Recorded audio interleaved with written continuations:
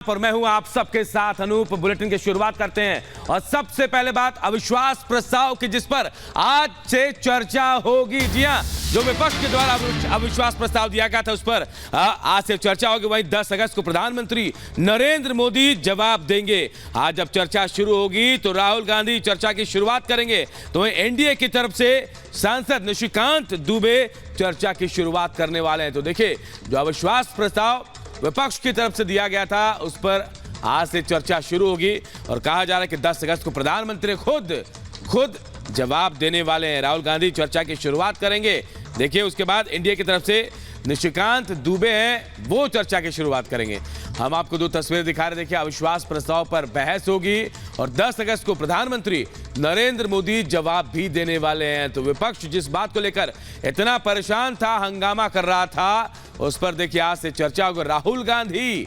राहुल गांधी विपक्ष की तरफ से चर्चा की शुरुआत करेंगे, जबकि एनडीए की तरफ से गोड्डा के सांसद और बीजेपी के नेता निशिकांत दुबे चर्चा की शुरुआत करने वाले हैं।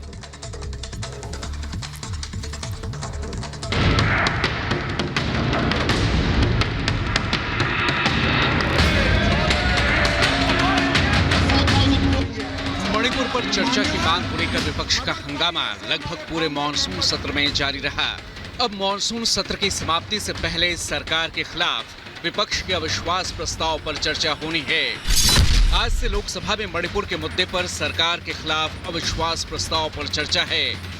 10 अगस्त को लोकसभा में पीएम मोदी विपक्ष के अविश्वास प्रस्ताव पर अपना जवाब देंगे। खास बात यह है कि लोकसभा में सुप्रीम कोर्ट के आदेश के बाद कांग्रेस नेता और वायनाड से सांसद राहुल गांधी की सदस्यता बहाल हो चुकी है और आज राहुल गांधी कांग्रेस की तरफ से अविश्वास प्रस्ताव पर चर्चा की शुरुआत करेंगे। स्पीकर की तरफ से बीजेपी को अविश्वास प्रस्ताव पर चर्चा के लिए 3 घंटे का, जबकि कांग्रेस को चर्चा के लिए 1.5 घंटे का वक्त दिया गया है। अविश्वास प्रस्ताव पर चर्चा के लिए 12 घंटे का समय आवंटित किया गया है। एनडीए की तरफ से निशिकांत दुबे चर्चा की शुरुआत करेंगे। मॉनसून सत्र में लगातार विपक्ष सरकार को मणिपुर के मुद्दे पर घेरता आ रहा था। पीएम मोदी से सदन में जवाब देने की मांग की जा रही थी। सरकार की तरफ से बार बार चर्चा का आश्वासन दिया जा रहा था, लेकिन विपक्ष कभी नियमों की आड़ में तो कभी किसी और बहाने से चर्चा की जगह हंगामे पर उतारू था। मोदी सरकार के दूसरे कार्यकाल का ये पहला अविश्वास प्रस्ताव है। लोकसभा के आंकड़ों पर नजर डालें तो सरकार के पास बहुमत का आंकड़ा मौजूद है, जिससे साफ है कि सरकार पर कोई संकट नहीं है। राज्यसभा में गृह मंत्री अमित शाह ने साफ कर दिया कि वो चर्चा के लिए तैयार हैं, लेकिन विपक्ष सदन में जानबूझकर हंगामा कर रहा है, जिससे असल मुद्दों पर चर्चा न हो सके। मान्यवर, मणिपुर के लिए भी मैंने सदन से पहले ही आपको पत्र लिखा है कि मणिपुर के लिए चर्चा के लिए मैं तैयार हूं। आज भी कहता हूं, अभी 11 तारीख बाकी है। हमें कुछ छिपाना नहीं है, छुपाना आपको है जो चर्चा होने नहीं देते हो। आपको छुपाना है। और मैं कहता हूं मान्यवर, 11 तारीख को चर्चा खड़गे जी कह दे, मैं कहता हूं इसी तरह से सुन नहीं पाएंगे मान्यवर, नहीं सुन पाएंगे, और इसीलिए मणिपुर पर चर्चा करने के लिए तैयार। विपक्षी दलों के नेता मणिपुर पर नियम 267 के तहत चर्चा की मांग कर रहे थे। साथ ही चर्चा से पहले वो प्रधानमंत्री मोदी के जवाब देने पर अड़े थे। सरकार ने विपक्ष की चर्चा वाली मांगे मान ली थी, लेकिन पीएम मोदी की जगह गृह मंत्री अमित शाह के जवाब का प्रस्ताव रखा गया था।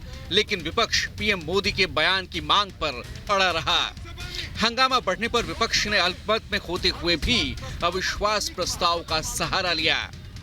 कल अविश्वास का प्रस्ताव है, आपको मालूम है मान्यवर, देश की जनता सुन ले। 8, 9 और 10 अविश्वास का प्रस्ताव है, इसलिए मुझे कह रही है कि आज 8, 9, 10 में चर्चा करिए।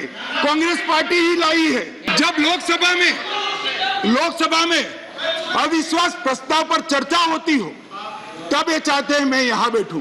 मान्यवर, इनको अविश्वास प्रस्ताव वही लेकर आए हैं मगर इसकी संवैधानिक महत्व का मालूम नहीं है।